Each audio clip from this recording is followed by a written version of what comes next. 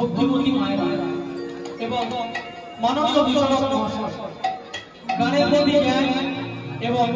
কীর্তন সম্বন্ধে কোনো অভিজ্ঞতা তবুও গায়ে আমি কৃষ্ণ না তাই গানের প্রতি যদি কোনো ভুল ত্রুটি হয়ে থাকে নিজস্ব সত্তা ও তলায় মলে মার্জনা করবে আর দুহাত ধরে এই ছেলেকে আশীর্বাদ করবে যাতে মরণকালে এই হরিনামটুকু ভুলে পড়ে নিতাই গৌর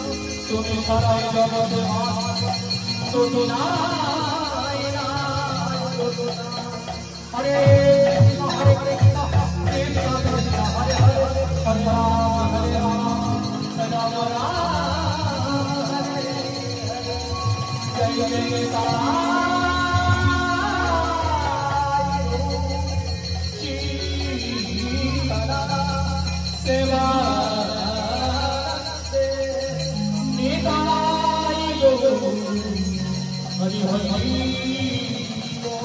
हरि